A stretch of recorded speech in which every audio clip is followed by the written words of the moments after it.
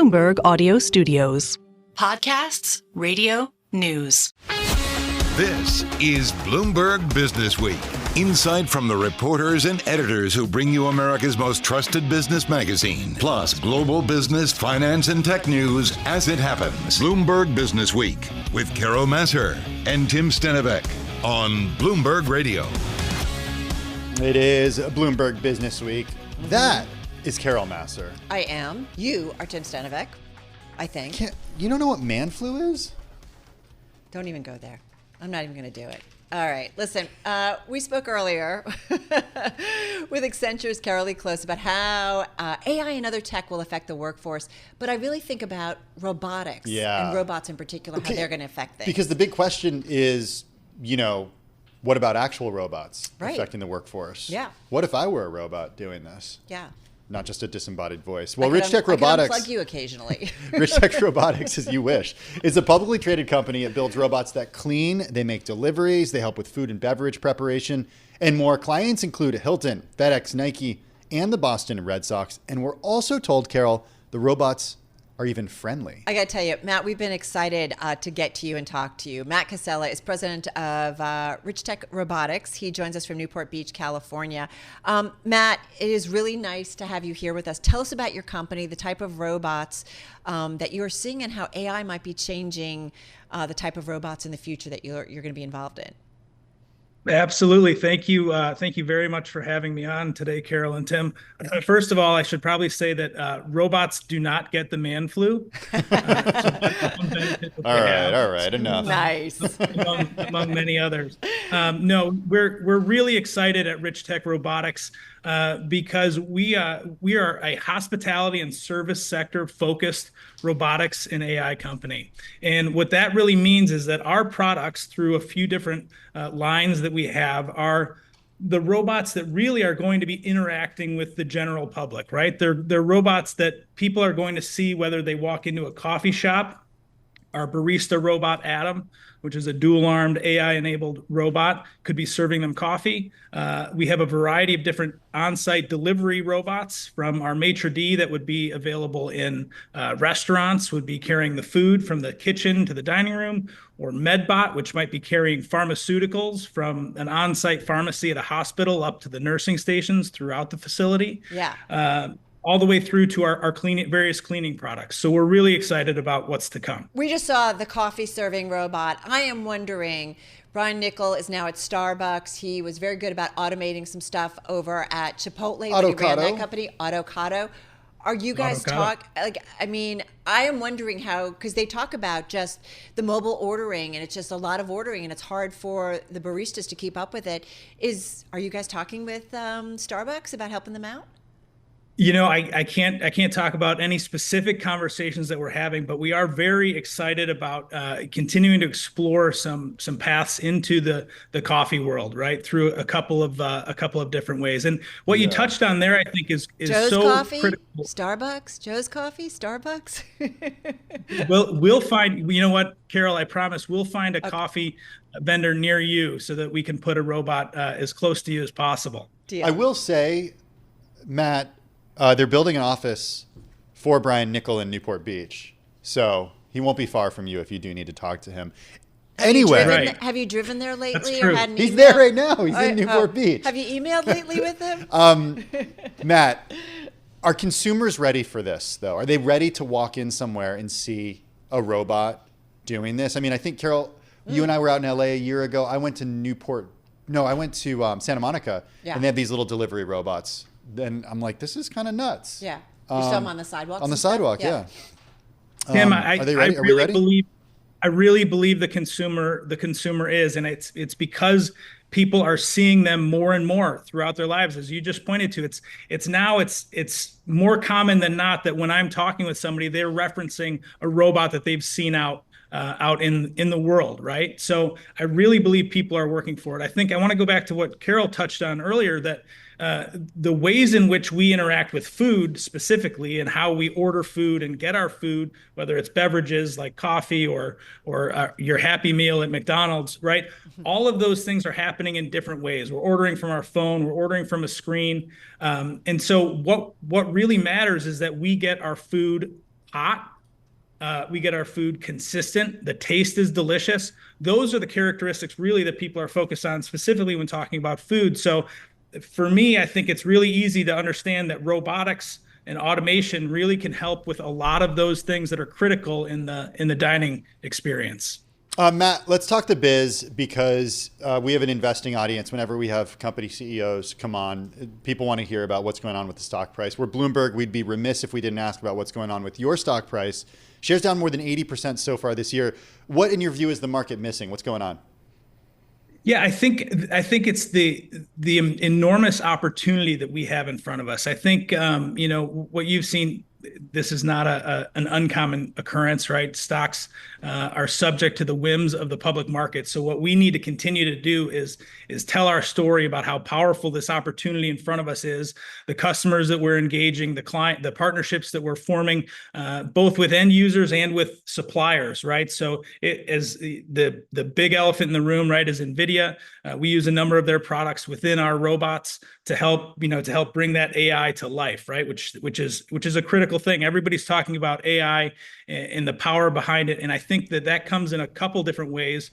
For us, really, it's how that AI will help the customer interaction, the food production, et cetera, but also comes on how we're able to train robots so much quicker for any type of environment and really be able to get them, trained to operate in new and dynamic ways. So what moves the needle that you think gets investors more excited about the company? Because you know how it works. I mean, we've said this before with companies that are really small. I mean, we do a lot of venture conversations here too of startups, but it's a buck a share. It's not the typical conversation we have. So how do you get investors excited? I mean, what's the potential here?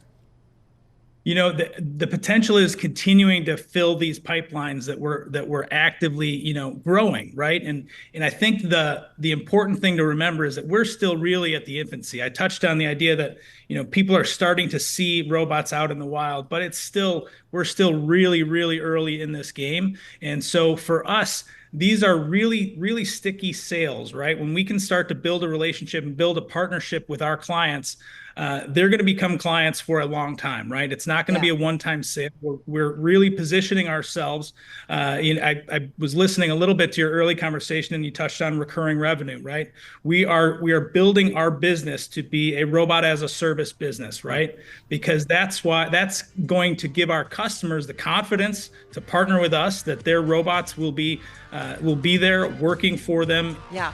Well into the future, right? And that will continue to show us that smooth recurring revenue that investors will be very attractive. We'll look forward to checking in with you in the future. Matt Casella, he's president of Richtech Robotics. This is Bloomberg. Okay, Carol, since the 2022 midterms, about 8 million members of Gen Z have joined the electorate. It's a demographic shift that's, quote, unprecedented. This is according to Henry Elkis, the founder and CEO of Helena. It's a nonprofit group. It recently helped support a study from the Stanford Deliberative Democracy Lab that our team at Bloomberg News wrote about. And by 2028, this voting cohort is going to make up nearly 25% of the electorate, meaning their voices on social and political issues could have a real impact on election outcomes. All right, so listen up. Gen Z is right there, and soon they are going to be powerful. To help us understand this shift, let's bring in Erin Lewellen. She is the CEO of Tilting Futures. It's a nonprofit that sends students, this is really cool, I kind of wish I was a student doing this, on a 3 to 4 month overseas trips during gap years or even during college. She joins us right now from Oakland, California. Erin, great to have you here on Bloomberg Businessweek. Tell us a little bit more about Tilting Futures, how it came to be, and what's the mission in terms of working with these students and sending them overseas. Yes, happy to. Thanks for having me. So at Tilting Futures, our North Star is really about equipping young people from all over the world with the skills they need to create meaningful social impact. And we've served thousands of young people from about 100 different countries. And the way we do this is we believe in experiential education, and we select a group of young people ages 17 to 21, bring them together either to South Africa or Malaysia, and they spend several months together, living together in a global community, learning from social impact leaders in one of our 2 current theme areas, which are not going to be surprising, climate and human rights, something Gen Z cares very deeply about. And they do an apprenticeship with local leaders working in either of these two themes, really learning about how does social impact happen? What are my pathways for social impact? And then we wrap that entire experience with a curriculum that helps them kind of maximize the meaning out of the experience. Erin, do you think the sample of students who go on these incredible trips, I mean, these sound awesome. Awesome, totally. Do you think but do you think they're representative of the wider population? Because my first thought is, somebody who seeks this out, might have a bias toward those qualities that you bring up. Yeah, that's a really good point. And I will say that we launched this new program with these themes and this really rooted in experiential learning from leaders doing social impact about a year ago. And the demand has been something we've never seen before. So I think that's a little nugget of information in there. So we've had 17,000 young people apply in 1 year for this program. Whoa. And we just launched it. The organization's been around a while, but this is new. And we've never had demand like that. And I think that speaks to 17,000? Something. 17,000. For how many spaces? I mean, we served, next year we'll serve 200 a year. We are doubling in size because we've got to figure out a way to get these kids off the wait list. So you're harder to get into than the hardest colleges and universities. I mean, that's not something we're trying to grow so that we can meet demand. We don't want to be elite and sort of hard to get into, because we want to tap this spirit that we see in Gen Z. Can I ask you something? Why are you doing it? Yeah, I think we're doing it because I think there's a gap in between skills. So there's a gap of skills as it relates to what the future of work is going to require and what is being taught right now in a classroom. And we can bridge that by bringing together communities that are very different than each other. Yeah. They can be in dialogue with each other that when they don't agree for long enough to understand each other. They can do creative problem solving in ways that we don't typically see right now. A lot of times we're not seeing. They think we teach systems thinking, so they're understanding how systems work together or don't work well, to then think about how to get to the root of some of our challenges. And why not take this appetite that Gen Z has and give them the foundational skills to then go be able to realize the solutions that we need. Before we pivot, I want to ask you though, having said what you just said, well, then maybe we need to change education, whether it's high school, whether it's college, and maybe we need to rethink about, I mean, you know what I'm saying? Like if we're creating graduates who spend all this money on an education, especially at the college level, and yet, as you say, there's things that are missing that are kind of real life experiences and kind of getting along, then maybe we've got a bigger problem. I mean, I would say that there is a need for higher education. The academic components of higher education are necessary to create an educated society. But I'm just saying, pulling something of what you guys are doing, and it's not just the year abroad to go to Paris and eat croissants and learn, and use your brain, which cool. But I'm just saying something that's a little bit more productive and giving you some real life skills. I completely agree. And that is where we're headed. We are working with colleges right now to try to figure out how do we embed something like this in the higher education pathway? Because study abroad it's exactly what you said. It's really a missed opportunity. And there is a way to embed experience and community with people from very different cultures that opens your perspective to what's possible, that could be embedded in a higher education pathway and should be. Erin, do you see this at a time like the backdrop of what's going on in the U.S. right now and sort of a shifting view on America's role in the world, this sort of move to isolationism that we're seeing from many members of Congress, this idea of the definition of America? How do you see that playing into what you're doing at the program?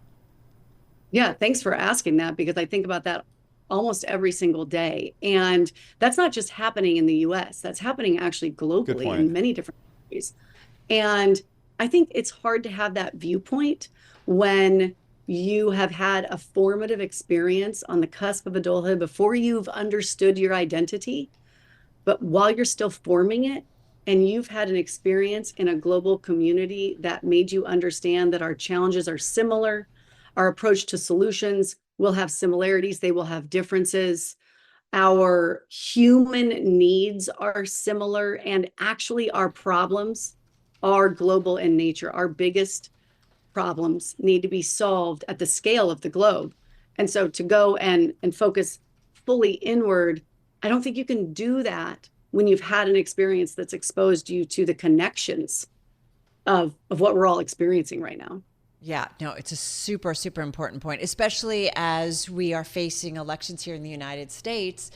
And I feel like over the last couple of years, we've seen this pushback on globalization or, populism, if you will, in nations around the globe. Having said that, I think there's some times that people think a younger generation or Gen Zers, they're checked out. They don't care. They're lazy. Like there's some, but they can vote. So how should we be, I don't know, thinking about them and some of the stereotypes perhaps that are labeled on this group? Yeah, so the nihilism checked out, I don't buy it. And the research doesn't prove this out. So McKinsey just published something that speaks to this, I think, so well. And this is in the workplace, but I think it translates into voting and into their lives, generally. But they're entering the workplace. Remember, Gen Z isn't yet 30, so they're still very junior in the workplace right now. But what they're demanding are three things. This is what this study found: purpose and accountability, opportunities for people who are from underrepresented backgrounds, and for people who come from diverse backgrounds, whatever that may be in the context. And then they want a rigorous commitment to sustainable business practices. And for me, the report said that Gen Z is doing this more than any generation before it. And that's not checked out. That's actually the opposite of checked out. And it's really holding us to a higher standard. And I think that's going to apply to this election too. They have a higher standard, and I appreciate it. And I hope I can live up to it. Erin, one thing that I wanted to ask about is the cost of these programs. Looking at the website, it looks like at least one of the programs is $21,000. Am I getting that right? Yeah, that is the tuition price if you qualify to be a full pay student. And what portion, you do have a couple different financial aid options. Tell us a little bit about that and sort of like how you're able to get students, I don't want to call them kids, but how you're able to get people who don't come from families that are incredibly wealthy and able to afford a tuition such as this. Absolutely. I'm very proud of this, but we are philanthropically funded by people who believe in this mission, and what they believe at their core is that this type of opportunity and learning experience is transformative. And our supporters and donors know that. And what they believe is that it shouldn't be reserved for the few. So we have a mix, and we curate our classes, and they are from they really run the economic spectrum. So about 75% of our young people are on some type of financial aid. About 20% of them are on a full scholarship, and about and then there's then they really run the 21,000 all the way down to full scholarship. So that's something that we're proud of. And we have a mix. We need young people who can afford to pay for this to be going through these programs and having an experience that changes their mind and changes their perspective on the world and what they're capable of in the world. Just like we need young people from a background where this would be unattainable without assistance, having the same transformational background. And that's a big piece of our mission. Well, you certainly gave us a lot to think about. Erin, thank you so much for stopping by. Erin Lewellen, she's the CEO of Tilting Futures, joining us from Oakland, California. So interesting stuff. Really cool stuff. Programs like this were not really on my radar. Really? Yeah, I didn't do a gap year. But you did definitely regret doing. You did do a year. I did. Abroad. Yeah, I did. I did a semester abroad. I think everybody should do gap years. I think it's a good thing. Like get out there and. My brother did it. Very jealous. Oh, all right. This is Bloomberg.